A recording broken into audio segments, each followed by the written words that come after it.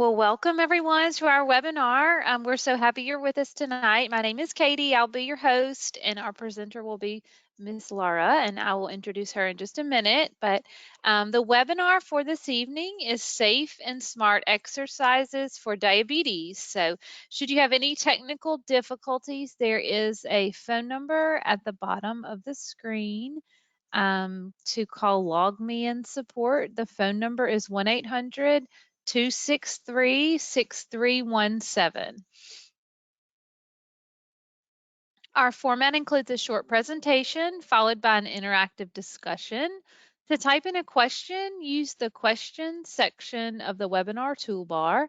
At the end, you'll have a chance to ask questions, and so we look forward to an interactive webinar. Just a disclaimer, we know that the information you're about to hear may motivate you to make lifestyle changes. So just please consult your physician before making any changes to your current routine. The Cecilia Health Certified Diabetes Care and Education Specialist will provide strategies to help you manage your diabetes. This online Q&A session is intended to give general advice. This information is not a substitute for personal medical advice and involves the professional opinion of the Cecilia Health Certified Diabetes Care and Education Specialist. Our speaker this evening, or our webinar leader, is Ms. Laura Ashley Johnson. Laura Ashley has been a practicing registered dietitian and certified diabetes care and education specialist for 12 years. She's from Irvine, Kentucky, but now lives in Houston, Texas.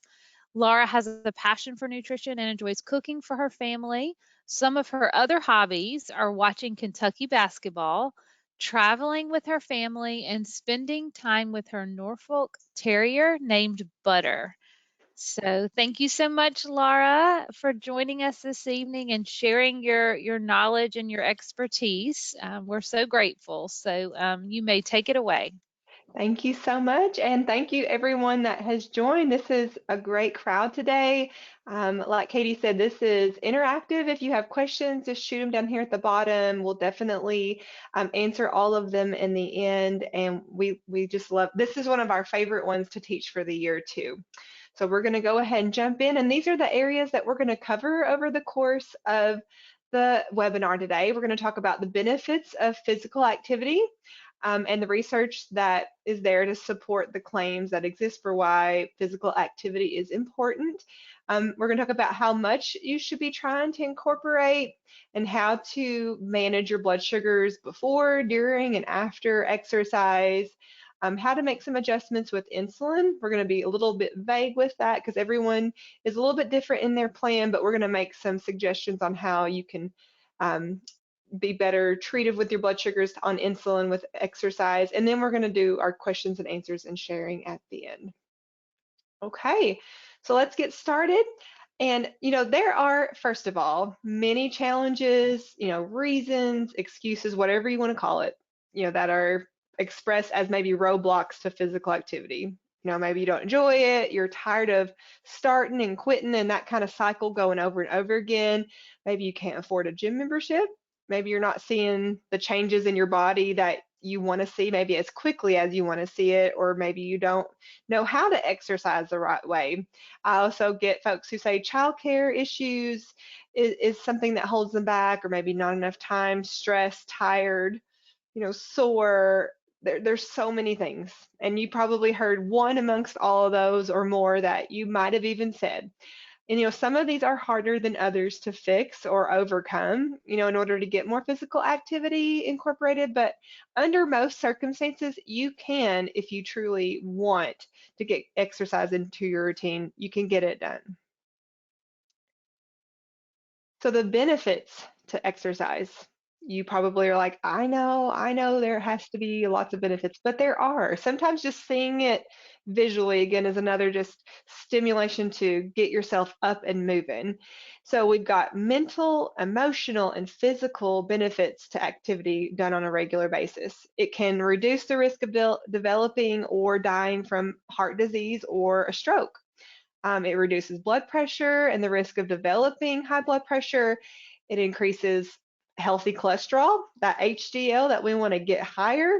It can decrease the triglycerides and the bad cholesterol, that LDL that we want to be lower. It can also increase metabolism, which can help with weight loss. And regular physical activity can also strengthen bones and muscle and, slow the loss of bone density. It can help you, rest and sleep better at night. It can also decrease your stress and anxiety. So it can do so many things. And most importantly, and probably why a lot of you are here, it can also help regulate and improve your blood sugars. So physical activity has a wonderful positive effect on insulin sensitivity. You might have heard someone say in your past, maybe a doctor on TV, that exercise can improve your insulin sensitivity, but maybe you didn't know what that actually means. So for those of you who are looking at this PowerPoint, this is a great visual. It helps insulin work better. So envision sugar floating in your blood. It's in there floating around and waiting for insulin to unlock your cells so that it can exit the blood and go inside your cell. And this is what gives you energy. When you're using your muscles more, they need more sugar too. So you have this effect of sugar coming out of the blood and into the cells and muscles more because your body needs more and you're burning more. So it's very effective in lowering your blood sugar and making your insulin work better. So the diabetes prevention program, it was a major clinical trial aimed at discovering whether either diet and exercise or the oral diabetes drug metformin could prevent or delay the onset of type 2 diabetes in people with prediabetes. So it was sponsored by a lot of different organizations as well. So in 2001, there were 27 clinical centers around the country that were split into random groups. And there was a lifestyle group that received intensive training in diet, exercise, and behavior modification. And they were eating less fat, calories, and exercising 150 minutes a week. A 5 to 7% weight loss was recommended amongst this group as well. So they met with researchers 16 times in 24 weeks, and then 2 months with at least one phone call in between visits. So that was the first group. The second group took 850 milligrams of metformin twice a day. And then the third group, they had placebo pills. And the second and third group also got info on diet and exercise, but no intensive counseling efforts like the first group did. So in total, there were 3,234 participants that were overweight and insulin glucose intolerant. So let's take a look at what happened as a result of the study. 74% of volunteers assigned to, oh, I'm sorry, I apologize. Here we go. So versus the placebo, the incidence of diabetes with the lifestyle group showed a 58% reduction and 31% less with metformin group. Comparing the lifestyle to metformin showed 39% reduction with lifestyle. So it was clinically proven, and this study was paramount, and we learned about it in college. We still see it in studies in compared to today's studies to those in the past. We still talk about this study. It was clinically proven, and this study was paramount in showing how effective lifestyle changes really are. So you can see that there with the red line is the lifestyle, metformin with the blue, and placebo with the yellow. And you can see those reductions noted there as well, 58% less. So studies conducted over the past 15 years have noted that complications frequently found in obese patients appear to be associated with the location of excess fat rather than excess weight, specifically in the abdominal area. So the patient with abdominal obesity and metabolic syndrome is at a high risk for coronary artery disease. They're also at an increased risk of type 2 diabetes and other related mortality issues. They also tend to have higher cholesterol levels, especially higher triglyceride, decreased levels of the good cholesterol, the HDL. And a simple and practical screening tool that doctors or dietitians often will use is a tape measure to measure the waist circumference, and it can help assess the risk by monitoring the accumulation or loss of fat between office visits. And I'll say as well, when I used to meet with, especially my female folks, but I would also do it with men too, I would measure this because sometimes when we didn't see the scale change, we might see the measuring tape change. They may not see it and feel discouraged with the pounds, but we want to rest assured that their efforts can be paying off in different ways. So along with that excess abdominal fat, there are many other cardiovascular risk factors. You've got family history. If you have blood relatives that have cardiovascular disease before the age of 60, and you can't control heredity, but you can help reduce through other risk factors. So if you know that it runs in your family, you may want to take extra precautionary measures to make sure you're protecting yourself. One thing is smoking. Nicotine, it narrows the blood vessels. It can cause the higher blood pressure. It makes your heart have to pump harder. And then carbon monoxide competes with oxygen in the red blood cells, so there's less oxygen carried to the heart. It increases the risk of heart disease by damaging the artery wall and allowing more cholesterol to deposit on the wall. So smoking reduces the healthy cholesterol that we want to be higher, and it makes the blood thicker and easier to form clots. And you probably know, I know smoking's not good, but sometimes maybe it's someone on this call is struggling with quitting, or maybe just needs that accountability and someone reassuring that the efforts they're making in quitting are really making a big difference, and they really, really are. So what can you do to stop smoking? It is one day at a time. You can plan other activities to help avoid smoking. We got beautiful weather coming up. You can plan activities outside, chewing gum, finding new hobbies. Sometimes people find things to replace what would have been their cigarette in their hand with something else. You can find a partner to help you quit. Try to identify what triggers are making you want to smoke more. Talking with your doctor, there are some medications that can help with it too. And also you could consider joining a support group. Those are great as well. But also, just hypertension in general, high blood pressure, it's a risk factor. Blood pressure is the amount of force on the artery wall when your heart pumps and relaxes with each heartbeat. And normal is 120/80. And narrowed blood vessels increase the pressure, causing the heart to have to work harder. So preventing hypertension by taking meds as prescribed, losing weight, stopping smoking, lower sodium in your diet, getting regular physical activity, and limiting alcohol, all of those can help lower your risk factors for cardiovascular disease with blood pressure. High cholesterol or hyperlipidemia, as you may see it too, is another risk factor. Cholesterol is that fatty wax, that substance in the blood that can build up. And the healthy cholesterol, I keep saying healthy and bad. If you ever want to try to figure out what the difference is, your doctor tells you got an HDL and an LDL. H is healthy and you want it high. You can remember that with the H. The L is bad and you want it low. So that's how you can tell the difference. So the HDL are that good cholesterol, and we want it to be high because they help carry extra fat away from the arteries. And the LDL are bad because they cause fat buildup on the artery wall. So you should check your cholesterol at least once a year. And then if you need to make adjustments with your nutrition to help with it too, you can help it by lowering your fat intake by 30% of your total calories. You can reduce your overall saturated fat, keeping the cholesterol intake to less than 300 milligrams, and losing weight.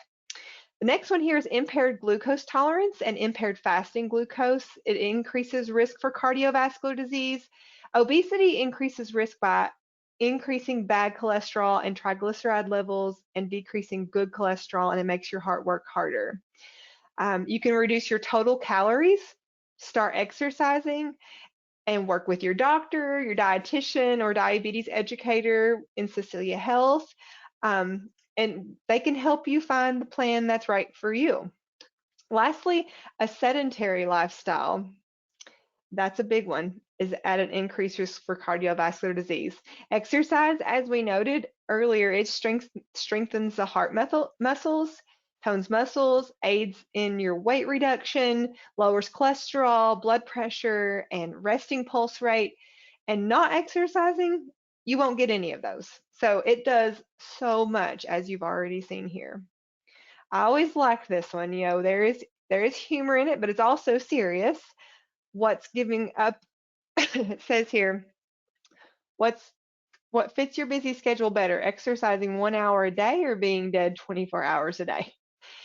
And that's true. It's kind of funny. It's kind of a dry funny, but what's giving up a little time to be active so that you can live longer and healthier, and not even just longer, but a more feeling and healthy, able life too. So the golden key. So there are some conditions that would warrant beginning activity with caution. Of course, talking with your doctor prior to beginning your new regimen is recommended. Conditions like these that are noted here: arthritis, osteoarthritis, back pain, neuropathy, Charcot's foot, and retinopathy. Those are just a few, but you have to be careful for. But just like your Cecilia coach tells you, a minimum of once a year getting your feet checked is recommended.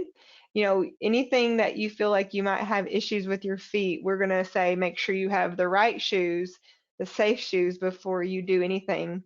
As we've talked about foot care in our calls too, anytime you see a reddening or an area that looks like you're developing a blister or a sore, those are all issues with diabetes that if they start small like that, they can really escalate quickly. So having the right shoes is of the utmost important.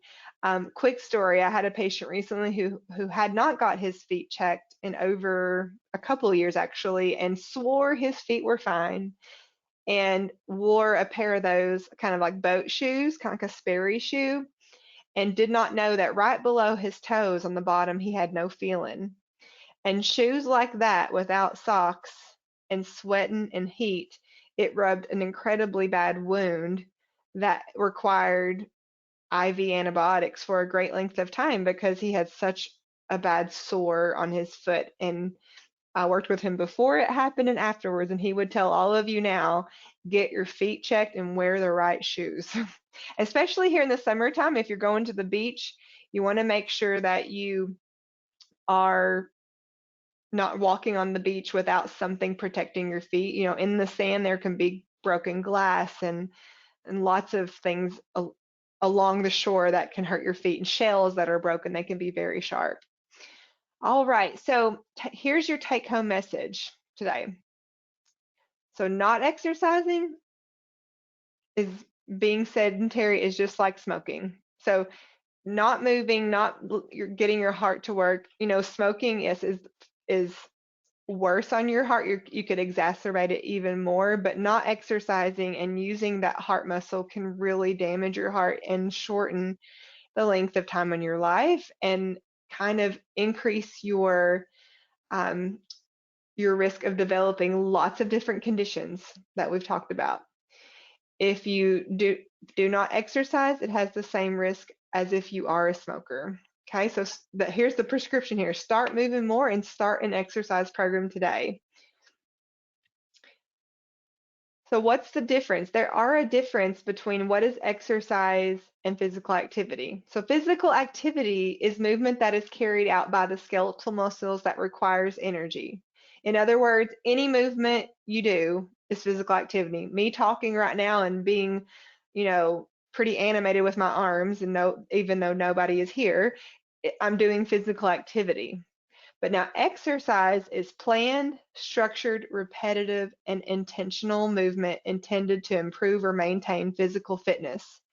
So the exercise class that I have scheduled at 7 o'clock tonight, where I'm going to be moving for 1 hour, is a scheduled exercise. I do consider such a thing, if you go to work every day and you park where it takes you 15 minutes to walk in and out, I consider that exercise because you're doing it repetitively. You are making it such that it's more difficult for you so you have longer to walk. I have folks who work in hospitals who have a scheduled break that they do walking inside their hospital. I do count all of that as exercise, but just walking to the bathroom or eating, brushing your teeth, like those are more just physical activity things that you're doing. So what is recommended? And these are July 2011 recommendations from the American College of Sports Medicine. All adults should have 150 minutes of moderate intensity cardiovascular exercise per week. So you can do it in different ways too. You could do 30 to 60 minutes of like moderate intensity 5 days a week, or you could do 20 to 60 minutes of vigorous to, to intense kind of intensity 3 days a week. And here's the thing, maybe you're starting small and you need to start in 10-minute intervals. That's okay as well. But that will work to be above the 150 overall, which is our goal for you for the week. Adults should also do resistance exercise. And, sometimes right out the gate, maybe walking is your first step. Maybe even walking inside your house is the first step. But eventually, what we want to try to incorporate into your routine is something that is also causing your muscles to break down and build more muscle. So, very light or resistance is best for previously sedentary or older adults. Maybe on your regularly scheduled walk, you just start carrying water bottles. That's a great way to start having a weight in your hand. But doing these different, like 8 to 12 reps for power, 10 to 15 reps for strength, 15 to 20 reps for endurance, and 2 to 4 sets for strength and power. These are pretty specific, and you're like, oh, that was a lot of numbers, and those all mean different things to me. And you're right. Sometimes, like if you were to use guidance on like a YouTube video that has exercises, or if you go to a gym where you have a trainer, they can really help you understand that, okay, we're going to try to do 12 reps and we're trying to gain strength. So we're going to do a certain weight, and everybody's weight where they begin will be different based on where you're starting from. So the weight of the resistance that you're using and how many times you're going to be lifting or squatting or pulling, whatever, it'll be different for everybody, but the result is different in power, strength, endurance for everybody too. So improving health and blood glucose. So what do we want to try to strive for? So you can divide the time 10 minutes in the morning, 10 in the afternoon, and 20 minutes per day. You can certainly do that. 5 times a week, 20 to 30 minutes is what you're going to shoot for improving your overall health and blood glucose. And if you're wanting to lose or maintain weight, you may want to shoot for more of a 5 to 7 times per week at 45 to 60 minutes per day. So now overall, we want exercise to lower blood glucose, but be aware if you do unplanned activity or activity without possible medication adjustments or food adjustments, it could lead to low blood sugars or what we call hypoglycemia. So there are two main reasons exercise could cause low blood glucose. Too much insulin in the bloodstream and not enough carbohydrate to meet the needs of your body during the activity. Those are the two. Also, depending on the intensity or even the length of your activity, you may need additional fuel or food from carbohydrates during your activity. And your body may need additional carbs, like you could do yogurt, fruit, crackers, to rebuild the glucose stores in your liver and muscles.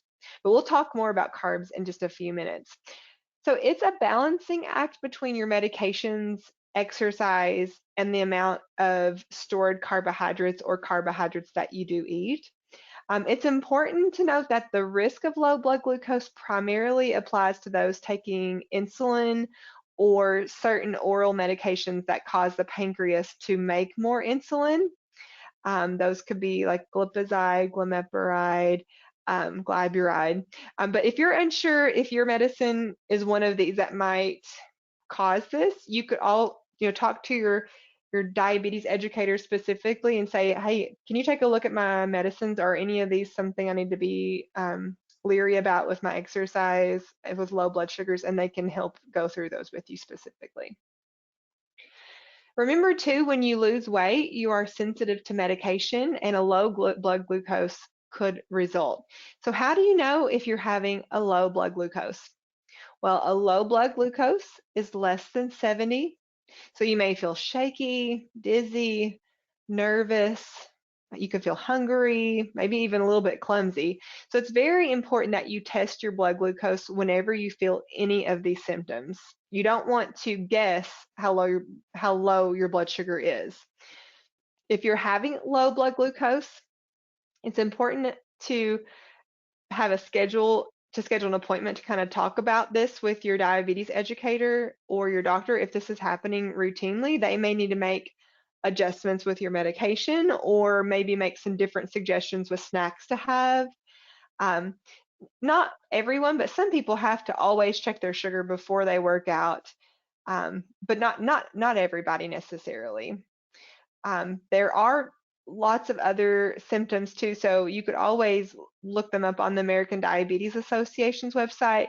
A couple other things that I do hear patients telling me with their diabetes when they get low blood sugars with exercise is like a headache. They may become very pale and clammy, um, just extremely thirsty all of a sudden too. So those are a couple more that you may want to take a look at. All right. So what are the symptoms? We talked about that. So treating low blood glucose. If you do experience low blood glucose, here's what to do. And remember that a low blood glucose is less than 70 unless you've been given a different amount from your healthcare provider. So first, don't panic. That's the first thing I'd say, that we don't always put that in the first thing, but don't panic. But what you do want to do is be prepared to have something on hand that you can treat it with. So the rule of thumb is called the rule of 15. So you check your sugar, it's less than 70. You want to eat or drink 15 grams of carbs and then recheck your sugar 15 minutes later. So 15 grams can come in the form of like 3 to 4 glucose tablets. It can come in a half a cup of fruit juice. It can come with a little box of raisins, 2 tablespoons. And all of these, after you've had any of these, one of these, you can check your sugar 15 minutes later and just see to it that your sugar is above 70. Now, if it's still not above 70, you repeat it and do the 15 grams eating the carbs again, and then recheck it again. Most often it will be okay, but you might have to say that you are on a pretty heavy dose of insulin and it's really being active in the moment. There's a chance that you could still be too low if it's not enough to treat it and fix it. Okay, so a low blood glucose can be frustrating, and we just want to try to help you plan ahead to prevent them from happening more so. So one way to start is to make sure you keep detailed records of your blood glucose before and after exercise. This just might be temporary until you kind of figure out how you trend, but it is especially important if you are on insulin or pills that, like I said earlier, help your pancreas make more insulin. So if you test your blood glucose and it's less than 100, make sure you have a snack that's at least 15 grams of carbs. So that could be maybe like 4 or 5 crackers, a small piece of fruit, maybe a cup of yogurt. Also, for low blood glucose during exercise, you could try 15 to 30 grams of carbs consumed about every 30 to 60 minutes of exercise as a guide. So if you're one that's going to be doing a lot more exercise, you may want to just make sure every half hour to an hour you're having something to kind of fuel you again.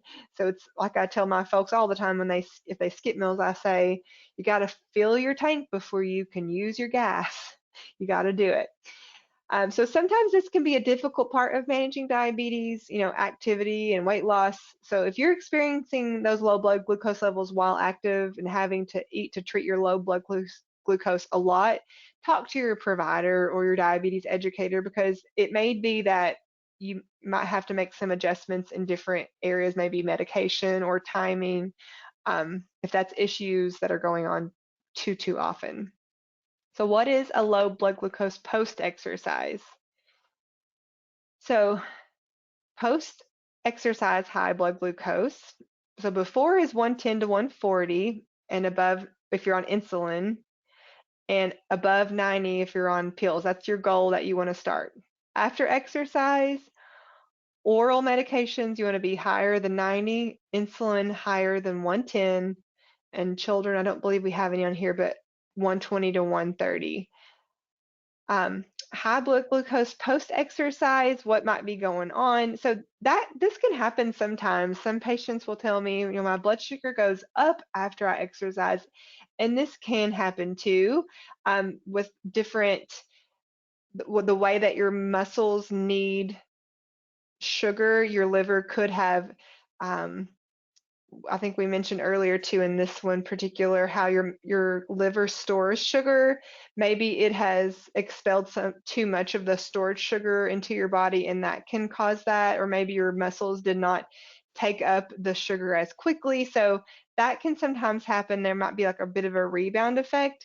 But overall, it should improve over time, and you might just have to make some adjustments with the style of snacking or the timing of your snack versus exercise.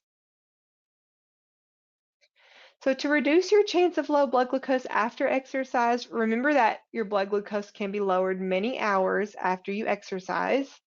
So for this reason, it's a good idea to have carbohydrates and your meter nearby. Higher intensity activities can lower your blood glucose faster for longer. So if you were to go do not even a half marathon, but if you were to go do like a Orange Theory hour-long exercise class, or I had a lady yesterday that went to a community center and she does um, pickleball for an hour, and she says it's nonstop, back and forth, really heavy. Like that can really cause a low blood sugar a lot longer afterwards because it's pretty intense. So how long you were active also needs to be considered as well. As we mentioned before, monitoring your blood glucose before and after activity will help you learn what your trend is, how your activity is overall. So it's important because every person is different. We can't really tell you what's going to happen. Every single person is different with their blood sugar control overall. You may want to also monitor your blood glucose before going to bed if exercise is happening in the evening and this is new for you. So this is another cute chart, a little cartoon here. I was hoping you let me know how much more insulin I need to take if I decide to supersize my order. So we do have to do our research as well of what's in carbs, maybe make adjustments for what you're planning on having. Because here's the thing, you can't train away a bad diet. Even though you're exercising, we want you to exercise, but that doesn't give you that open excuse for eating whatever. I think that's a common misconception of, oh, I'm going to exercise later, I'm going to treat myself. But sometimes if you go to like MyFitnessPal, I know one is one place, you can type in an activity and it can tell you like how long it would take to burn off a certain food, or how many steps you'd have to take. And you're going to see that, oh, I would have to do about 3 times that amount of activity to burn off that extra treat that I thought I was already compensating for. So exercise alone is not the cure-all. A bad diet can negate positive changes that you made for sure. So 3,500 calories is a pound.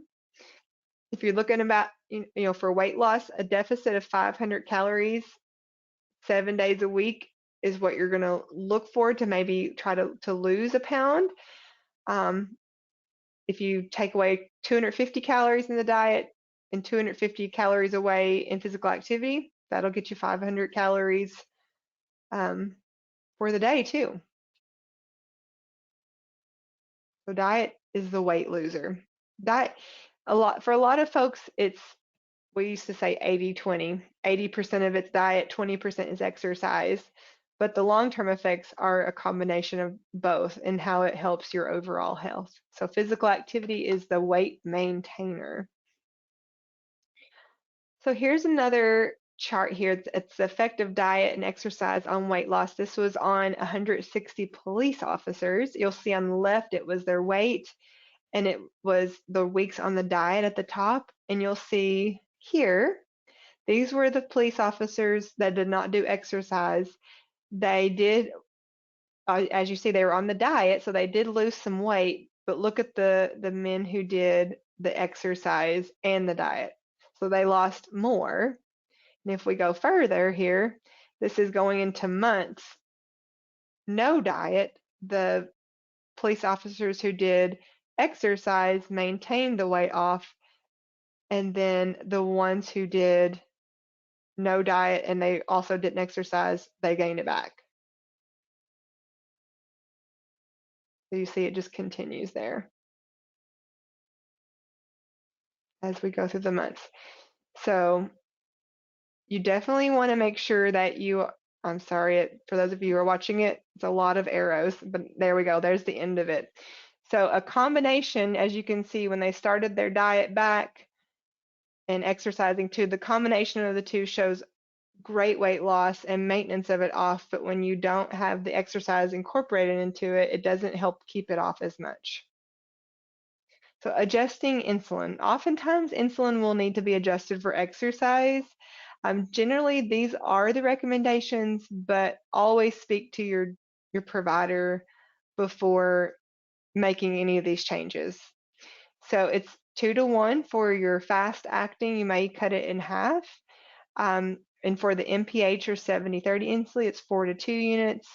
And Lantus, they're rarely adjusted except for all day activity types of things. So if you start exercising like in the afternoon, your doctor may make adjustments with your lunch mealtime insulin to kind of help compensate for that and help you from going too low. And sometimes what I find with patients in general, not just with those taking insulin, sometimes when they have this boost of motivation and they really start making changes and exercising pretty, routinely, their blood sugars start coming down quite a bit. And this is good. We want it to come down, and we don't want you to have to be treating lows a lot. So your doctor hopefully will make adjustments so that you need less medicine, having less lows because of it, and your blood sugars are looking better because you're exercising. But then if you start to lift up the exercise pattern that you have, then you start seeing your blood sugars come up. You may not have enough medication in your system, and your doctor will have to increase it again. So you want to watch that cycle of ups and downs with your medication, having what you need, and trying to be as consistent with your exercise as possible so that you can have a consistent medication regimen that is going to work most of the time and also be improving your blood sugars. So snacking. 30 minutes exercise, you're going to want about 15 to 30 grams of carbs. 60 minutes exercise, 15 to 30 grams of carbs, and have some protein as well. And if it's more than 60 minutes, you're going to want to have the 15 to 30 grams of carbs. If you're taking insulin, more than likely you're going to need that adjustment.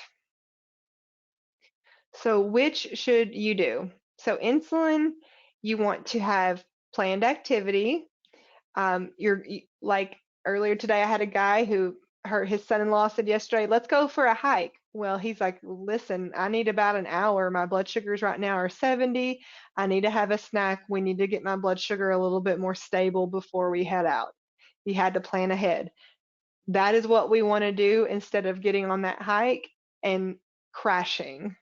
Of course, too, he always would carry a packet of honey or some blood glucose tablets or something to treat it. But that's a good example of, listen, we can't just come out the gate and be strong without me kind of being aware of what I need to do with my blood sugars.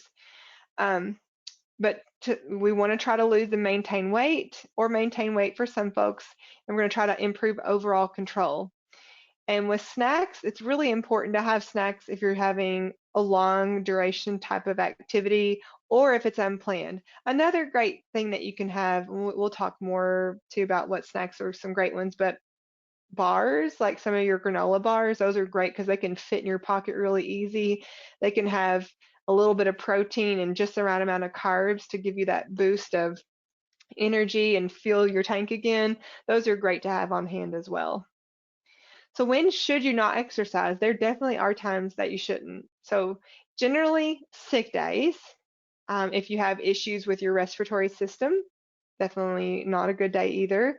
If you're having a head cold, systemic issues, also proceed with caution when you're over 250.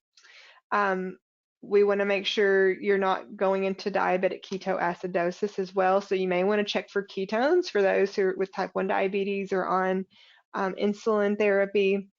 It's okay though if there are no ketones, and you may have a more specific plan with your primary care doctor as well, if what to do with your higher blood sugars and what to do with activities. If you have type 2 diabetes and you're over 400, stop. That's one of the warnings for it's not good to exercise in that situation. Type 1 diabetes over 300, you want to check your blood sugar within 5 to 10 minutes, and the blood sugar should be dropping. If it's not, if it's going up or staying the same, you'll want to stop. And again, with type 1, always check for ketones when your blood sugar is over 250. If you've got ketones, stop. Managing blood glucose and what to bring. Being prepared may also improve your success at, managing and building an active lifestyle as well. So I recommend that you have these items all ready to go and that you are not rushing out the door. So most people have ID bracelets or necklaces ready, on. So, I have had the situation in a gym where there was an emergent situation. They had the bracelet on. We knew what it was. It was a low blood sugar. We had everything we needed information. Otherwise, if they had not had that on, it could have been a moment that we could have had a problem. Um, Pack a small pouch for your meter and a carbohydrate source, like glucose tablets or small boxes of raisins. Grab your water, and then you're ready to go. Especially important right now with summer coming up, really hot. Make sure you are staying hydrated. Okay. Definitely in the summertime, the symptoms of dehydration can kind of mimic low blood sugars as well. So you want to make sure that you are fully hydrated. And remember, it's best with water or no carbohydrate types of like electrolyte fluids, because we don't want you drinking the juices like there are some of those electrolyte drinks that can be like 60 grams of carbs, and those are not the types of fuel we want. We don't want you getting high blood sugars during your exercises because of what you're drinking. Now, those types of things can be helpful if you're trying to treat a low blood sugar, so in that case. But the other thing here, make sure to wear good shoes. As I said earlier, you got to wear those good shoes going out there.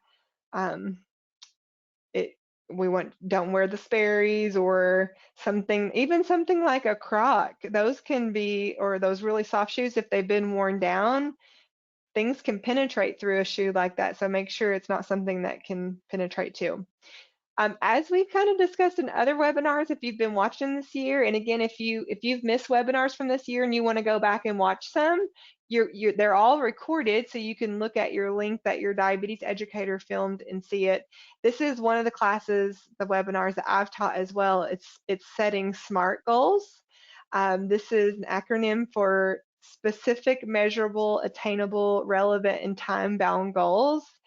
So you want to think of what your plan is in this way.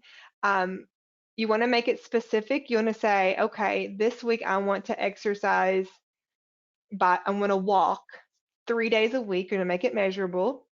And I'm going to walk starting out 10 minutes, 3 days a week. Now, is that attainable? For most people, yes. Is it relevant to your situation and wanting to improve your diabetes management, your heart health? Absolutely. And if you want to make it time bound too, you can say, and I want to achieve this goal in the next 3 weeks. And there is a very specific goal. Maybe you'll say for this month. And then you can even say the next month goal, you're going to add 10 minutes to it. So setting goals like that, making it very specific, puts it out there into outer space what your mission is. You've set it and you know you want to achieve it. So, a gym is a great place. We encourage this. I think a big message I've been speaking with, a lot of the folks that I work with are in Wisconsin and Illinois. And the biggest thing I hear from folks in general is once the weather's better, I'm going to be more consistent. Well, across the board, all over this country, we know that weather is going to be poor 6 or 7 months of the year, whether it's hot, too cold, something. So you got to have a plan in the days that aren't good. So you can't use that as an excuse. So what can you do instead? Yes, you can go to a gym. You can go indoor wall walking, especially now. Wall walking, that was backwards. You can go indoor mall walking. um, you can go to Target and Lowe's and walk in indoor areas that you feel safe as well. You can have a piece of equipment in your home that you can use. You can get equipment for very affordable amounts now, and you can get used equipment that maybe people don't want anymore, that you can use right inside your home. You can make it entertaining as well. You know, that you want to make sure that your activity you do, that you're not dreading it. So, maybe watching your favorite show while you do it, or you're reading a book while you're on your bike, or listening to your favorite podcast. You got to make it fun. If you dread it, then it won't happen. It might happen for a week or so, but then it can get out of your routine because you're just not looking forward to it.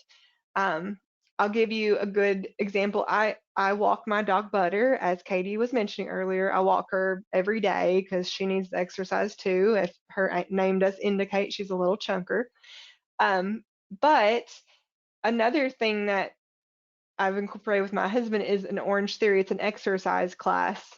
Now, I personally don't want to go to it. It's not my favorite thing, but my husband needs to go, and I'm only going because it helps him to be accountable. But then I, in turn, like the exercise as well.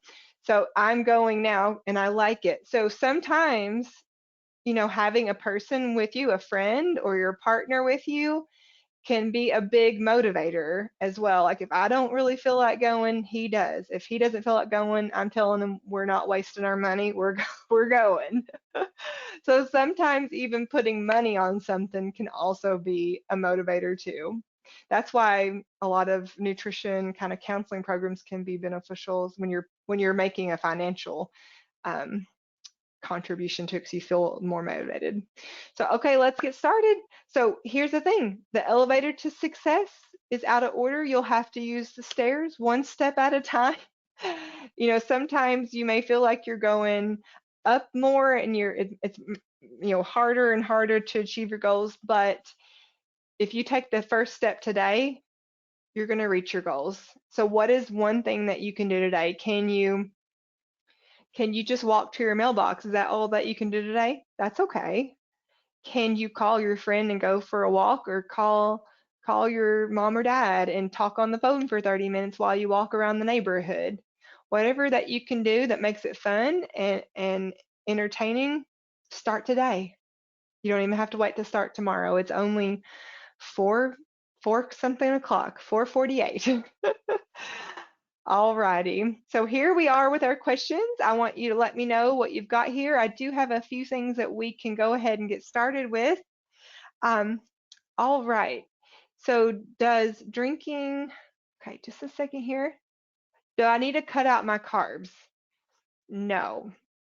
This is actually a pretty common question patients ask me on the phone a lot because it's pretty hyped up in social media to cut out your carbs or cut them down significantly. I want to kind of give you a warning. If you are on medications for diabetes management and you cut out your carbs completely or to the extent of some of these extremely low carbohydrate diets, you could really set yourself up for um, something unsafe to happen. Your body needs it, and your medication is working to lower your sugars too. What we want to teach you to do is to have consistent carbs. So, our discussion today has been primarily around exercising and making sure you have your fuel for exercise, but it's also important to have yourself fueled for the day. And as a general guide for men and for women, we have our carb guidelines for having a breakfast, lunch, and dinner every day and having consistent meals. So we want you to have carbs. Whoever's said that, you should cut it out completely. Or if they've ever said that one whole food group is not good for you, you need to give that a red flag, because there is no food that you cannot ever have again. I think that when I hear, just today I had a patient tell me that their provider said they shouldn't have any potatoes or pasta. And I'll add to it because some doctors also, or providers, will say pasta, bread, potatoes, and rice. Those are like the big four. And they don't really mean you should cut it out completely necessarily. Those are just often the culprits for higher carbohydrate eating. Like, it doesn't take a lot of those foods to be a lot of carbs. So you have to be very careful of the portion size. Okay. All right, so next one, what is a low blood sugar? What should I do if I have a low blood sugar? So that one was kind of far back. You might have joined it a little bit afterwards. So lower than 70 is the low blood sugar. And when it's truly below 70, that's when you only want to have a carbohydrate source to increase it. Remember, it's the rule of 15, and you eat or drink 15 grams of carbs and then recheck it in 15 minutes. Now, I'm going to add one thing to this.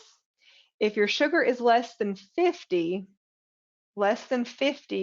then you have 30 grams of carbs and recheck your sugar in 15 minutes.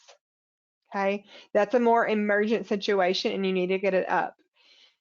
So make sure you give it the 15 minutes, check again. Sometimes after you treat the low blood sugar, you don't really feel that well.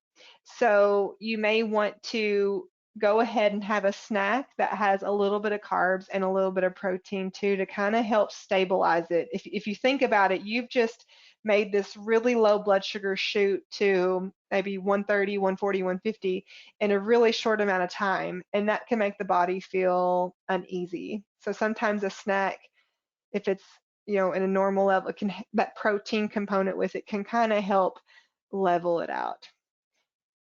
All right. Last one, is juice better than pop for my blood sugar? In general, juice would have a little bit of fiber and some more nutrients for it as well, but typically carb wise, a half a cup of juice is going to be about the same amount as a half a cup of soda.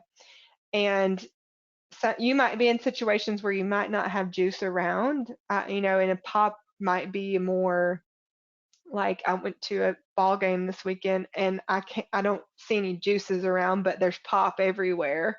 So there may be situations where pop might be the answer, but the juice has vitamin C and lots of different vitamins and maybe some fiber with it, so it can help as well. Listen, these were great questions. I'm so happy y'all were here. There's another webinar next month. It's on June the 8th. It's Mythbusters, Separating Fact from Fiction, Finally Diabetes Unveiled. It'll be a great one as well, so you can ask your diabetes educator about that one if you want to participate again. And if you want to attend more events, ask your coach. They can let you know of more things coming up. You can text with your coach. Check us out on Facebook.